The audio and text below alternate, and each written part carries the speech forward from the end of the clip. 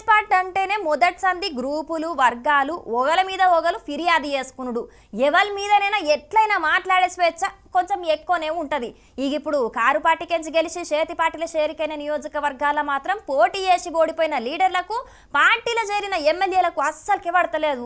అంటే ఇదేదో మేము కల్పించి ఊహించి చెప్తున్నది కాదుల్లో స్వయంగా ఆ పార్టీ లీడర్లు చెప్తున్నారు. ఇవాళ ఈ మేడం ఏం మాట్లాడిందో మీరే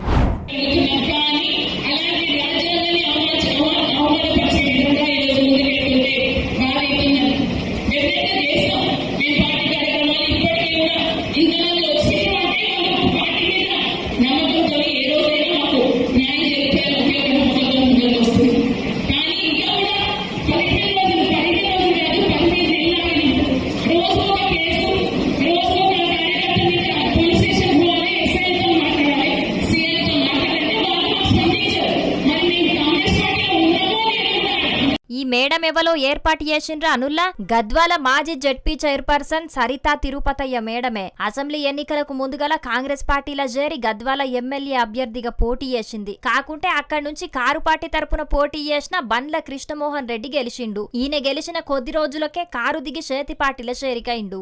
ఇప్పుడు నేను కాంగ్రెస్ పార్టీలో చేరలేదు, ఎవలో నా ఫోటోలు వాడుకుంటున్నారని పోలీసులకు ఫిర్యాదు చేసిండు.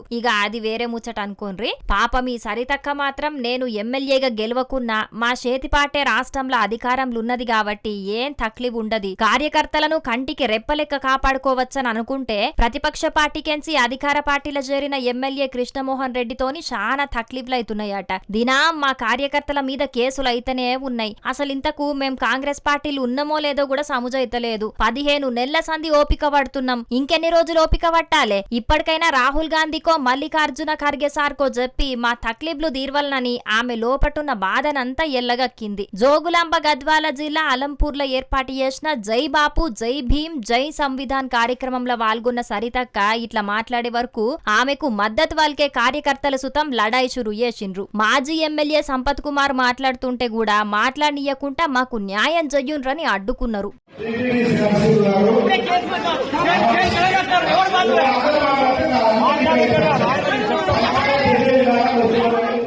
ఎమ్మెల్యే బండ్ల కృష్ణమోహన్ రెడ్డి కాంగ్రెస్ పార్టీలో చేరినప్పుడు మాకు సుతం సమన్యాయం చేస్తామని మాటిచ్చిర్రు. ఇప్పుడు మాత్రం ఆవు ముందు భాగం మాకు వెనుక భాగం వాళ్ళకిచ్చిండ్రు. ఆవుకు మేం మేత పెడుతుంటే వాళ్ళు పాలు విండుకుంటున్నారు. కాబట్టి ఇప్పటికైనా మాకు న్యాయం చేయాలని నిరసన తెలిపిండ్రు. అయినా ఇక్కడ ఒక్క కాడనే కాదు, చాలా నియోజకవర్గాల సుతం గిదే పరిస్థితి ఉన్నది. కాబట్టి మరి ఈ నిరసనలను ఎట్లా సల్లబూచుతారో ఏం కథనో చూడాలి మరి.